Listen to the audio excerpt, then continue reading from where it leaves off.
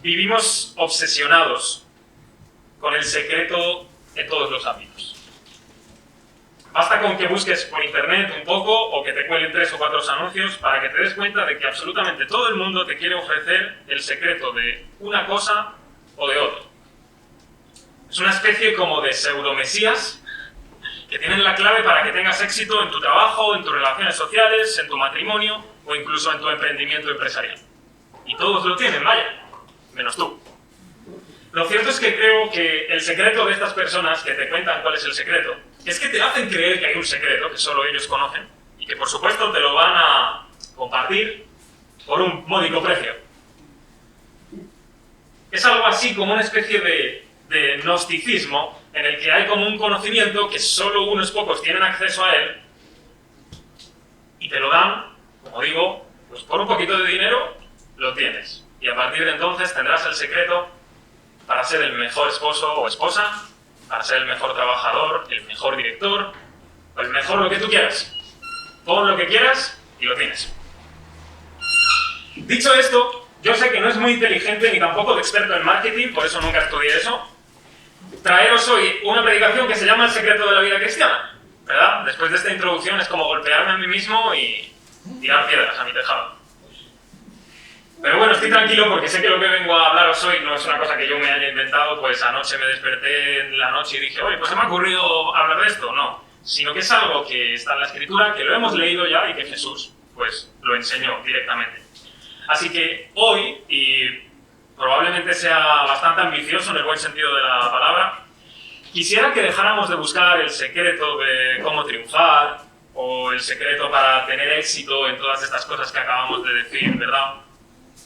Y que nos centremos en lo importante, que nos centremos en aquello que realmente va a dar sentido a toda nuestra existencia, realmente, literalmente. Es decir, ¿cuál es el secreto de la vida cristiana? Y os adelanto ya cuál va a ser la aplicación, porque yo soy así, porque a veces me apetece dar la aplicación al principio y no al final. Entonces, la aplicación de hoy es que el secreto de la vida cristiana está en vivir en lo secreto, como hemos leído en el texto de hoy. Así que vamos a ir pasando por aquí, a ver si funciona esto. Perfecto, aquí lo tenéis. Hoy os voy a compartir 3 secretos de la vida cristiana. El primer secreto, como lo veis en pantalla, es servir al prójimo. El texto nos comienza enseñando a través del servicio al prójimo. Concretamente, Jesús está hablando de la limosna, que es una manera, entre muchas otras, por supuesto, de servir al prójimo. Y Jesús nos enseña cómo se puede hacer esto mal y cómo se debe hacer bien, claro. El que lo hace mal es el que, aun sirviendo de una manera buena, como por ejemplo dar una limosna, lo hace con un corazón que está centrado en sí mismo y que de la atención quiere el reconocimiento, quiere los aplausos. Bueno, básicamente quiere que le vean como da limosna. Entonces no es una limosna. El que no quiere vivir en secreto, o en el secreto, o en lo secreto, como tú quieras, sirviendo al prójimo, de verdad lo que está buscando es ser visto para que todos sepan de primera mano las cosas buenas que hace y que lo aplaudan, que lo celebren, que se alegren por lo bueno que es. Sin embargo, aquel que hace lo correcto movido por un buen hacer y porque tiene temor de Dios realmente, no está interesado en obtener el aplauso, no está interesado en obtener el reconocimiento, no hace falta que le vea a nadie para actuar como debe actuar. Básicamente, no hace falta que sea un hipócrita. Cuando nadie le ve, solo cuando Dios está presente, actúa como debe hacerlo. Ese es el que verdaderamente actúa en el secreto. Ese. El que no necesita que nadie le reconozca. Muchas gracias. Por aquí.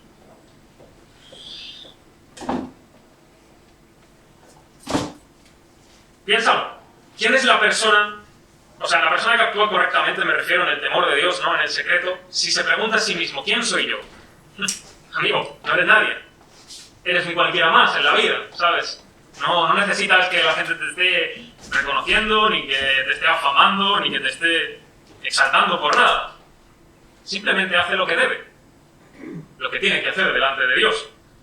el que hace lo correcto no es el que está promoviendo todo el rato su gloria, su fama, su nombre. Porque las felicitaciones que otros hombres le pueden dar a él por lo que acaba de hacer no son nada para él, no son demasiada cosa, ¿no? Sino que simplemente espera la recompensa, sea cual sea. Por cierto, el texto no dice cómo recompensa a Dios, dice, te recompensará. Espera la recompensa, sea cual sea, de parte de Dios y no de los hombres. La verdad es que somos bastante tontos esperando recompensas, porque nos conformamos con unas recompensas que, de verdad, es que son estúpidas. O sea, este hombre que está haciendo una limosna, su recompensa es que otro le diga, qué bueno eres. Madre mía, pues para eso, ¿verdad? Esa es su recompensa.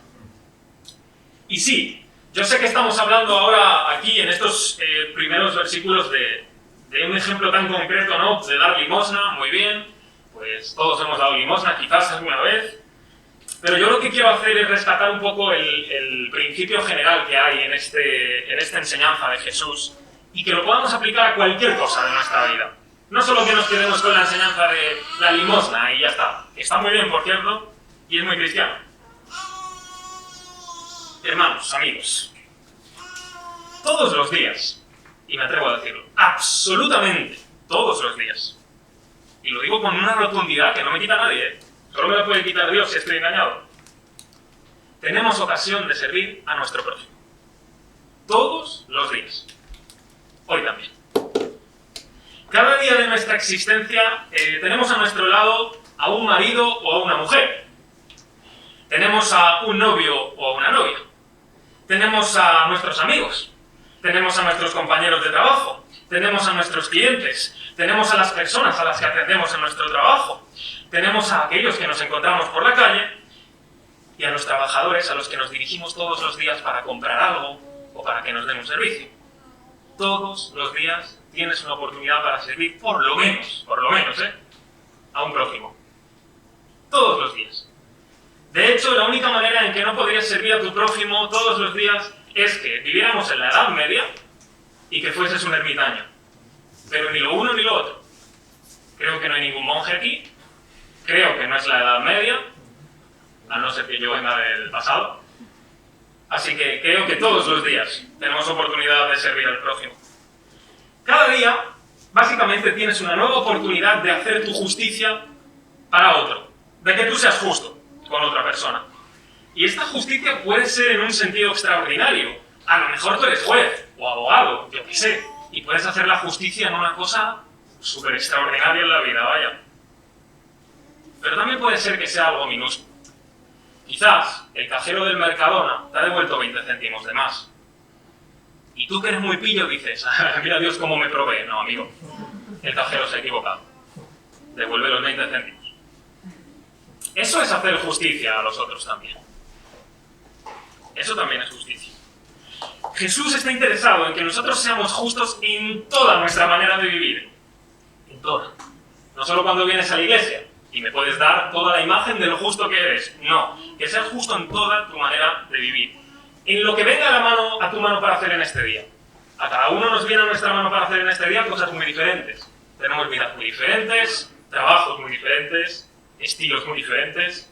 Así que hoy, seguramente, venga a tu mano el hacer algo para alguien en el que tú puedas mostrar tu justicia y en el que no hace falta que vayas publicando por Instagram después. Así que no solo es que Jesús quiere que seamos justos, es que quiere que lo seamos en el secreto. Ahora explicaremos más de eso. Mira, es posible que muchos de nosotros nunca vayamos a ser reconocidos, nunca vayamos a ser grandes. Puede que toda nuestra vida consista en ser padres, esposos, amigos y trabajadores. Pero voy a decir de otra manera, puede que nuestra vida consista en que seas una persona normal y corriente. Ya está. Y no pasa nada, esa también es la voluntad de Dios. Que seamos personas normales y corrientes. Esa fue su intención en el Edén, ser personas normales y corrientes. Lo que no somos ahora somos personas normales y corrientes. Porque estamos un poco desubicados en nuestra existencia. Pero puede, como digo, que no seamos reconocidos nunca. Que nuestro nombre nunca salga más allá de nuestra familia. Pregunta, ¿tiene eso algo de malo? No, no tiene nada de malo, no tienes por qué ser reconocido ni afamado en ningún momento.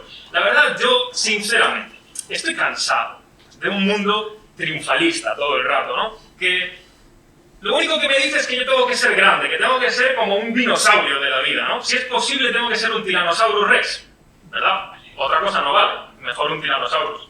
Aunque tiene las manos muy cortas, sí, no sé, no puede hacer mucho. Pero que seas un Tyrannosaurus Rex. Y que tienes que dejar marca en el mundo. Porque si no, amigo, no vales para nada. Detrás de este argumento, la única realidad que existe es: intenta que los demás te reconozcan y te aplaudan. Básicamente esa es la enseñanza, así, en resumen, en una frase. Yo no te estoy diciendo que sea malo que hagas grandes cosas.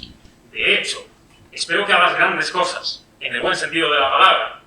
Pero no hay ningún cristiano que haya logrado hacer grandes cosas con el favor de Dios.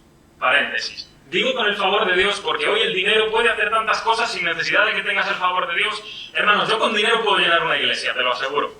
Y ni una que tenga el Espíritu Santo en su corazón. Lo puedo hacer. Yo con dinero puedo comprar y hacer una iglesia más grande que esta. Y puedo hacer 3.000 eventos en los que vengan 40.000 personas. Con dinero puedo hacer lo que me dé la gana. Prácticamente, casi. Y no tener el favor de Dios en nada de lo que yo haga. Entonces, ningún cristiano ha hecho grandes cosas con el favor de Dios, como digo, sin antes ser un desconocido, un cualquiera, pero que era fiel a Dios. En aquello en lo que hizo. Le puso en poco y fue fiel. Le puso en mucho, le fue fiel. Se lo quitó, le fue fiel. Por ejemplo, tenemos un ejemplo muy desagradable en la Escritura, Job. Es verdad que al final del libro el pobre ya estaba cansado, pero es que vaya amigos, también te lo digo, vaya amigos. ¿Quién quiere tener amigos así? Pero fue fiel a Dios cuando tenía y cuando no tenía. Y fue fiel. Y esa es la cosa. Esa es la cosa. El Señor Jesús ya lo enseñó. El que es fiel en lo poco, también lo es en lo mucho. Mi pregunta es, o más bien, lo recalco para que se quede la frase bien grabada en el corazón. Lo que Dios quiere es que seamos personas normales, corrientes, que viven sus vidas normales y corrientes, pero que son fieles, cuando no los ve nadie. Cuando tienen oportunidad de hacer justicia sin necesidad de publicarla en Facebook, en Instagram, en Twitter y en no sé cuántas redes sociales más que existen, para que vean lo buen cristiano que tú eres. ¿Dónde están los hombres y las mujeres, los hijos de Dios, cristianos de verdad, que quieren hacer su justicia en el secreto? ¿Dónde están los teleoperadores, los profesores, los abogados, los médicos, los electricistas, los agentes inmobiliarios, los basureros, los mecánicos, etcétera, etcétera, que simplemente cada día quieren honrar a Dios en sus vidas en el secreto, sin necesidad de que nadie tenga que estar viendo cuántas cosas buenas hacen? ¿Dónde están? ¿Dónde están los padres, los esposos, los amigos, que simplemente tratan de cuidar bien a sus hijos, de amar a sus cónyuges y de ayudar a sus amistades cuando lo necesitan? ¿Dónde están todos aquellos que en el secreto, cuando nadie los ve, hacen las cosas porque para ellos es más importante la recompensa de Dios? Esto es lo que Dios quiere, que sirvas a tu prójimo. Y que le sirvas no solo cuando vienes a la iglesia y el hermano dice, hermanos, ¿tiene necesidad? No, que tú en tu trabajo también sirvas a tu prójimo, amigo, hermano, que lo hagas, que tienes oportunidad. Que hoy cuando salgas de aquí, yo que sé con quién te vas a encontrar, que hagas tu justicia. Que no hace falta que nadie te tenga que estar mirando. Que no hace falta que tengas que ir publicando tu bondad. Así que ese es el primer secreto. Sirve a tu prójimo en el secreto. Segundo secreto, el que más me gusta, hablar con Dios. Nuestro texto continúa con el fragmento más conocido por cristianos e incrédulos a más no poder, el Padre Nuestro. Jesús nos enseña a orar a través del Padre Nuestro. Luego dijo, no uséis vanas repeticiones y convertimos el Padre Nuestro en una vana repetición. Espectacular también eso, ¿eh? Y aunque hoy no va a ser el día en el que vamos a meditar en todo lo que enseña Jesús en el Padre Nuestro, o profundamente, sí quiero decir algo al respecto de lo que enseña Jesús de la oración. Todos, si no casi todos, deberíamos avergonzarnos por nuestra falta de conversación con Dios. A lo largo de toda nuestra vida, de hecho, no solo de aquí a 2 días, que se nos ha olvidado un poquito, no, a lo largo de toda nuestra vida. Sí, hablamos con Dios, claro, no vamos a decir lo contrario, y me creo que hablas con Dios, me lo creo, Claro que sí, yo no puedo dudar de mis hermanos cristianos de que hablan con Dios, si ese no es el problema, si esa no es la cosa que vengo aquí a hacer énfasis, ¿no? Lo que vengo a decir es que pocas de nuestras conversaciones con Dios son verdaderamente acordes a lo que Él quiere que le digamos o que hablemos con Él. Es decir, que muchas veces son frías, son distantes, son de vez en cuando, para la comida seguro, y muchas veces interesadas. Siempre me acuerdo de aquella broma que me hicieron, ¿no? De que los cristianos oramos más hasta que los musulmanes. Oro para desayunar, para comer, para merendar y para cenar. Y luego, por la noche, si me despierto, también. Para eso oramos. A veces oramos muy poco, fríamente, y poco interesados en Dios. Yo sé que voy a ser duro con lo que voy a decir, pero realmente me da igual todo lo que ores en público. Sinceramente, me da igual lo que ores en público. Si en tu casa no tienes una vida en secreto en oración con Dios. De verdad, te lo prometo. Si tú no oras en secreto en tu casa, por el favor tuyo y nuestro, mejor no ores en público, amigo. No ores. De verdad. Es que, no me malentiendas. Yo amo escuchar las oraciones en público, ¿eh? Me encanta. Me encanta cuando oigo personas orar, lo que dicen. Quiero estar interesado en las cosas que están diciendo a Dios, que le están pidiendo. Quiero dar mi amén a su oración, por supuesto. De hecho, muchas veces, muchas personas que no lo saben, me han enseñado cosas solo por escuchar su oración. Y ellos no me estaban dando una clase, ni me estaban dando una predicación, pero me enseñaron tantas cosas y no lo saben. Lo que quiero decir es que cuando no hay una vida de oración en secreto, se nota en público. Créanme, se nota. Y mucho. Y no suele ser para bien.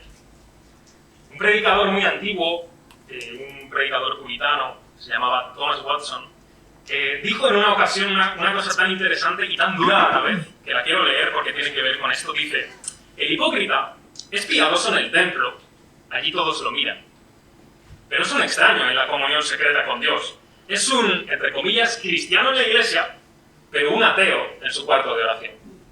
Esa es la pura verdad del que solo ora en público y no ora en privado nunca.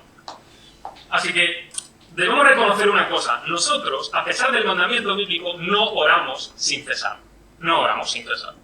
Y claro, eso no significa que te levantas por la mañana, te dedicas a orar, llega la noche y sigues orando. Evidentemente eso no es orar sin cesar, ¿verdad? Sino que cada cosa que hacemos en la vida, cada cosa, da igual lo que sea, por más minúsculo, pequeño que sea, ya sea en tu trabajo, ya sea en tu casa, cualquier cosa que hagas, de alguna manera esté como impregnada del aroma de la oración. Que todo esté en oración. ¿Conoce un hombre? Yo no sé si conocéis a alguno de ese hombre. Si alguien conoce a ese hombre, alguno lo conocéis seguro. Ese hombre que veis ahí vivió en el siglo XIX, vivió casi todo el siglo XIX. Es uno de mis referentes en cuanto a mi vida de oración. Se llamaba George Mueller. Como digo, vivió casi todo el siglo XIX y es muy conocido porque hizo muchas cosas, por supuesto, en su época. Este es uno de estos hombres que digo que hizo grandes cosas y empezó siendo nadie. Una de sus obras más conocidas fue que hizo un orfanato. Y tú dirás, pues muy bien. Sí, un orfanato en la Inglaterra victoriana, donde niños trabajaban, eran esclavizados, donde los niños eran, pues, yo qué sé, si pillaban a este, pues a limpiar chimeneas, o lo que fuera. Los niños eran tratados muy mal. Y muchos eran huérfanos, por supuesto, porque sus padres morían de tanto trabajar muchas veces. O por lo que fuera, ¿verdad? Y entonces él se dedicó a crear un orfanato desde cero. De hecho, su primer orfanato literalmente fue su casa. O sea, que solo te digo eso. Para cuidarlos, para darles de comer, por supuesto, y para enseñarles el evangelio, ¿no? Así empezó. Empezó en su casa y luego todo fue adelante. Este hombre vivió privado de muchas cosas, evidentemente, pero nunca le faltó nada. O sea, cada necesidad que él tuvo siempre fue suplida por Dios. Siempre. En muchas ocasiones, él relata respuestas a sus oraciones porque escribió un libro de los tratos que Dios había tenido con él y tiene un diario muy amplio de muchos años en el que él relata muchas cosas que oraba y que Dios trataba con él. Y curiosamente, muchas de las respuestas que tuvo en oración y que él escribió tenían que ver con provisión económica. Porque él lo que quería demostrar al mundo es que todavía Dios escuchaba la oración y que se podían hacer muchas cosas en el mundo solo a través de la oración. Y lo consiguió. Y literalmente, en muy vulgar, les dio en la boca a todos los incrédulos de su época. Porque demostró que Dios seguía respondiendo a las oraciones. Este hombre consiguió, como respuesta a la oración, y lo digo porque él mismo lo relata así, en todos sus diarios, 1,5 millones de libras esterlinas del siglo XIX. Agárrate a la silla, por favor, que te voy a decir cuánto es en euros. Solo en respuesta a la oración, sin pedirle él a nadie, recibió más de 200 millones de euros de hoy. Tal cual. Y nunca pidió a nadie, porque estaba en contra. No quería pedir a nadie, no quería endeudarse, solo quería tratar con Dios y que Dios le respondiese si realmente era su voluntad sostener este tipo de obra. Por cierto, si alguien está interesado en la oración como sustituto al trabajo, no funciona así, amigos.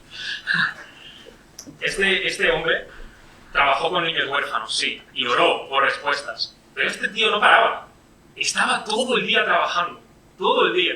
Y no solo se dedicó al orfanato, sino que era pastor, por supuesto, era predicador, y tenía una institución encargada de llevar Biblias a pobres, de folletos evangelísticos, porque en la época eso se estilaba, los folletos evangelísticos, no tanto. Y únicamente tomó para sí el dinero que la gente específicamente le quería dar a él como ofrenda, porque no tenía un salario fijo, porque en su época una práctica que se hacía era que los bancos de delante, las familias ricas los alquilaban, y él dijo, no. Entonces te quedas sin salario. Pues me quedo sin salario. Puso una caja en la capilla y quien quería le daba las ofrendas. Ya está, así fue su vida. Entonces él solo tomó para sí el dinero que la gente le daba específicamente para él. El resto del dinero, de esos más de 200 millones de euros de los que estamos hablando, no los tocó para él.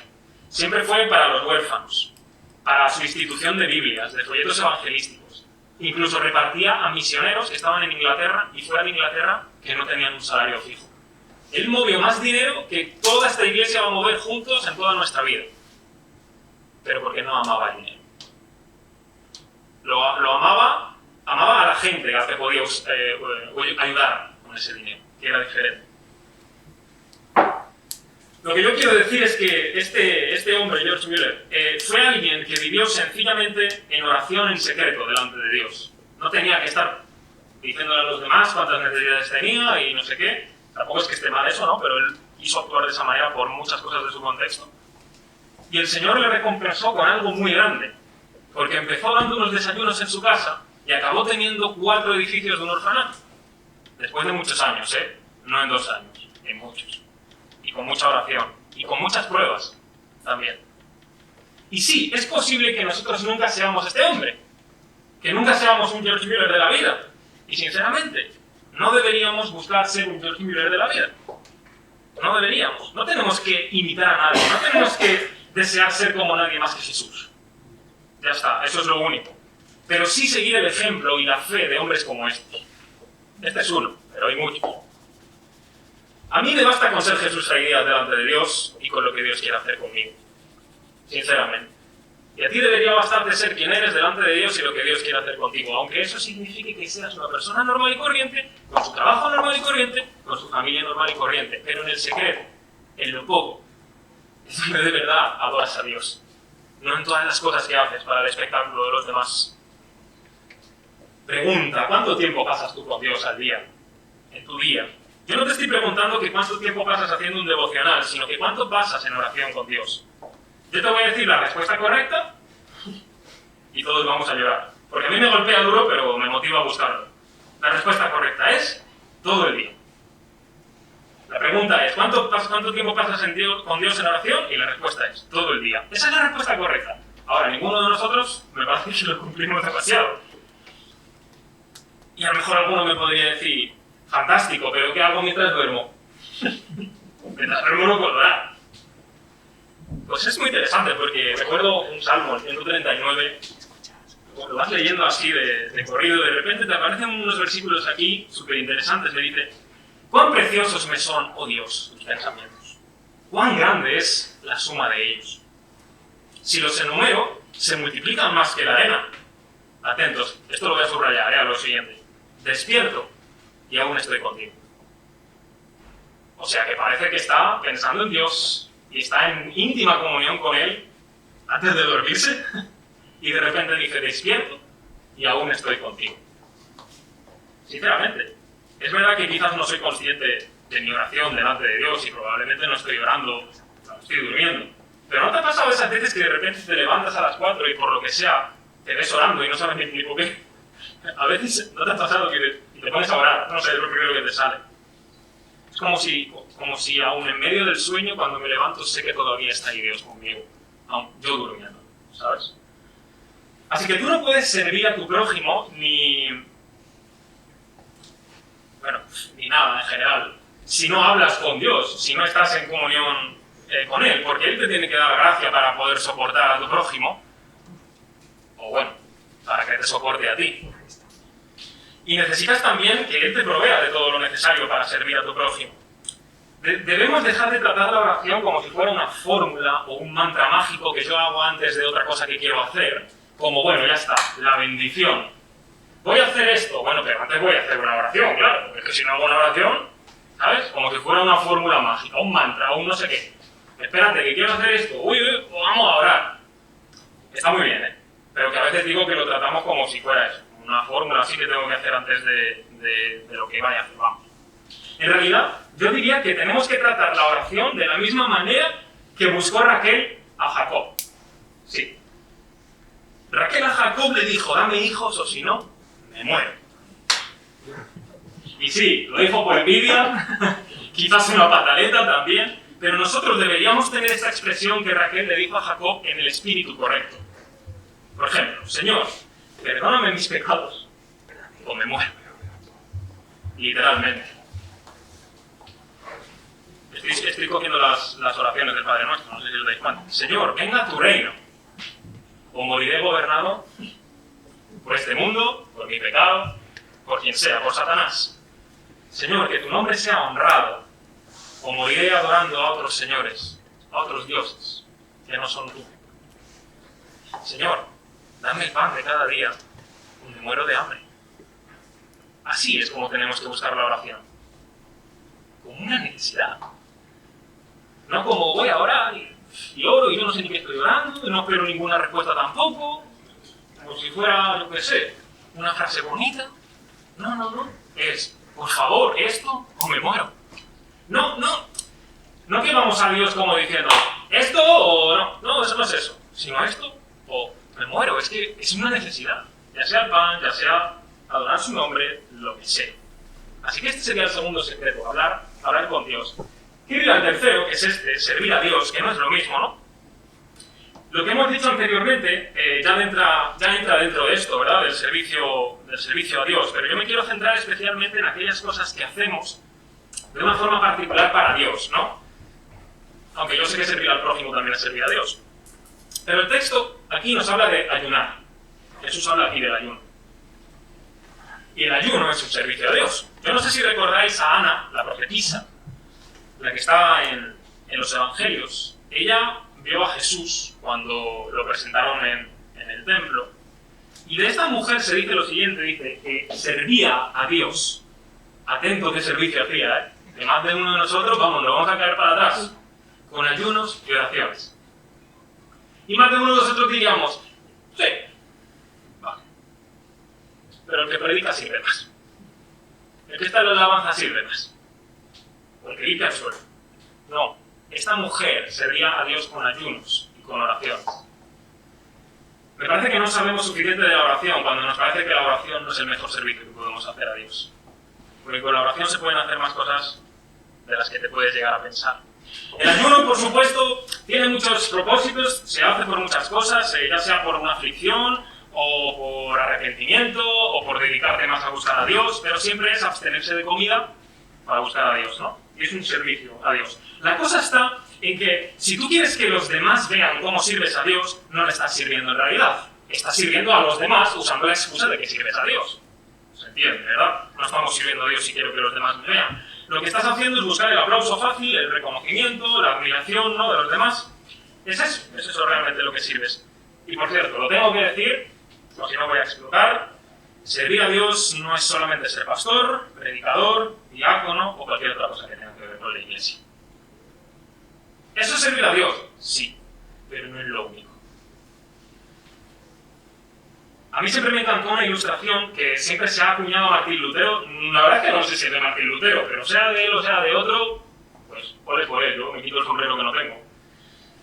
Él dijo una vez, la criada que barre la cocina hace la voluntad de Dios del mismo modo que lo hace el monje que ora. Vaya crítica, ¿eh? Dice, no porque puede estar cantando un himno mientras barre, dice, sino porque a Dios le gusta el suelo limpio. ¡Buah! Toma ya, ¿eh? Te ha dejado loco. Y luego dice, el zapatero cristiano cumple su deber cristiano no al poner una pequeña cruz en cada zapato, sino al hacer buenos zapatos, porque a Dios le gusta el trabajo bien hecho. Eso se nos olvida. Está muy bien, claro, y si has sido llamado a ser pastor, o ser predicador, o ser misionero, o ser lo que tú quieras, un diácono, me da igual, o en el grupo de alabanza, pues está muy bien. Me alegro por ti, me encanta, me bendices. Pero si tú resulta que no has sido llamado a ser nada de eso, y resulta que has sido llamado a ser, yo qué sé, cocinero, pues cocina bien. O si tienes un restaurante, pues no robes dinero a la gente dándole cosas que no son lo que son. No me digas que esta carne y es la otra. Pues ese tipo de cosas, eso también es servir a Dios. Eso también es servir a Dios. Tenemos que empezar a ver en nuestra vida que todo es servicio a Dios realmente, ¿no? ¿O qué te crees que significa 1 Corintios 10:31, que es uno de mis textos favoritos? Si pues coméis o bebéis o hacéis otra cosa, hacedlo todo para la gloria de Dios. Me encanta ese texto, ¿sabes por qué? Porque pone dos cosas que son, pues, muy simples. Comer o beber. O cualquier otra cosa, dice. O sea, que entra de todo ahí, realmente. Pero pone cosas muy simples, cosas muy sencillas. ¿A mí de qué me sirve que vengas el domingo a enseñarme de la integridad si resulta que en tu trabajo has engañado a un cliente para vender? ¿A mí de qué me sirve que te pongas aquí el domingo y me digas, pues tenemos que ser muy íntegros, pues porque a Dios le gusta la integridad, y resulta que hace 2 días le has dicho a un cliente, mira, esto vale tal, y no vale tal, vale menos? Pues no estás siendo íntegro. A mí lo que me importa es que en el secreto, donde nadie te ve, tú seas íntegro. Porque a mí me puedes engañar. Y yo puedo decir, excelente, qué hombre de Dios, ¿cómo me habla de la integridad? Sí, la recompensa la tienes de mí, un aplauso, una palmadita, pedazo de recompensa, pero no tienes recompensa de tu Padre que está en los cielos. Sirve a Dios y hazlo en todo lugar y en toda circunstancia. De alguna manera se os ayuda a contemplar como cada momento de vuestra vida como si fuera un culto. De alguna manera, como si fuera un culto. Y adora a Dios con las palabras que tú dices, con los gestos que haces, con las intenciones, con las motivaciones de tu corazón que nadie ve. Y bueno, en fin, con tu corazón entero, porque de ahí sale todo, ¿verdad? ¿A mí de qué me sirve que vengas el domingo a enseñarme de amar al prójimo y te has tirado toda la semana tratando mal a tu mujer? Pues no me sirve, sinceramente. Me engañarás a mí, te daré tu aplauso, tu palmadita, pero no tienes recompensa de tu Padre que está en los cielos. ¿A mí de qué me sirve que vengas a enseñarme un día en la escuela dominical sobre la pureza sexual y resulta que anoche estuviste viendo pornografía antes del culto? Pues el aplauso, la palmadita, pero no tienes recompensa de tu Padre que está en los cielos. Sirve a Dios cuando no te ve nadie, sinceramente, esa es la cosa. Que sirvas a Dios cuando no te ve nadie. Y entonces le servirás en público solo por quién es Él, y no por lo que te pueden dar, por lo que te pueden reconocer, por lo que tú puedes ganar, ¿no? Quiero compartir con vosotros una frase de una persona que, bueno, cualquiera por aquí. Mira lo que dice. Cuida tu vida secreta, que no te dé vergüenza leerla en el último gran día. Pues eso. Y cuides tu vida secreta, que no te dé vergüenza leerla en el último gran día. Ahora yo no sé tu vida secreta, pero allá hay uno al que no se le escapa la vida secreta. Solo quiero terminar diciendo una cosa, la más importante de todas. No me peguéis a la salida, por favor. Todos somos hipócritas. Y yo el primero, que estoy aquí delante de vosotros. Todos somos hipócritas en mayor o en menor medida. En mayor o en menor grado. Absolutamente todos. Este texto, cuando lo leemos, decimos, ¡uf, qué bien! Si yo no soy hipócrita. No. Quizás tú eres un fariseo, pero eres un hipócrita. Ninguno de nosotros puede decir aquí, sirvo perfectamente a mi prójimo. Todos los días. Todos los días sirvo a mi prójimo perfectamente. Y paso tiempo con Dios y nunca falto. Estoy en oración todos los días, a todas horas. Y sirvo al Señor en todo. En todo lo tengo presente, en todo soy íntegro, en todo soy recto, en nada tengo un pecado que pueda decirme nadie. Todo esto encima, si le añades, lo hago en secreto. No busco la recompensa de nadie. No quiero ser aplaudido. No. No hay nadie aquí que pueda decir eso. Nadie. Bueno, sí, hay alguien aquí que lo puede decir. El Espíritu. Ese sí lo puede decir. Pero no hay nadie aquí que lo pueda decir de nosotros. Solo Jesús pudo hacer eso verdaderamente. Solamente Él. Solamente el Señor Jesús ha vivido la vida cristiana, literalmente, en el secreto. En la intimidad, cuando nadie lo veía. El secreto de la vida cristiana es Él, en primer lugar. Es Jesús. Fijaos cuántas cosas hizo Él en público. ¿Cuántas? Y sin embargo no quería que se dijera mucho en público, porque le limitaba muchas veces en su ministerio. La gente empezaba a saber y ya no podía entrar. No quería que se estuviera sabiendo. De hecho, en muchas ocasiones, cuando sanó a alguien, le dijo, ve al templo a los sacerdotes y le dices lo que ha pasado, para testimonio a ellos, que Dios te ha sanado. Él vivió en el secreto verdaderamente, sirvió cada día a su prójimo en secreto, oró a Dios cada día en secreto y sirvió a su Padre cada día en secreto. Vivir en el secreto no quiere decir que todo lo hagas a escondidas, no, quiere decir que no buscas la fama y la gloria para tu propio nombre, sino para el de Jesús. Eso significa vivir en el secreto. No que estés todo el rato a escondidas como si fuera algo malo. No, no. Que no vayas publicando, pero eso es posible. Pero puedes hacer muchas cosas en público y no pasa nada y tener una actitud correcta. De hecho, en la iglesia se hacen muchas cosas en público. Puedes tener una actitud correcta. Esa fue la obra de la cruz. Salvar a hipócritas como nosotros. Que no somos capaces de servir a los demás. Que no somos capaces de servir a Dios. Que no buscamos a Dios verdaderamente cada día. Esa fue la obra de la cruz. El justo. El inocente. El no hipócrita. Muriendo por hipócritas. Literalmente es eso. Así que cuando vivimos en el secreto, vivimos cuando nadie nos ve, lo que nuestra vida realmente está diciendo es, Señor, la recompensa que este mundo me puede dar no tiene valor para mí. Solamente espero tu recompensa, sea la que sea, para que tu nombre, y no el mío, sea reconocido para siempre. Eso es lo que está diciendo nuestra vida. Termino con la aplicación que os dije al principio, después de todo lo que he dicho, a ver si ahora se entiende mejor. El secreto de la vida cristiana es vivir en el secreto.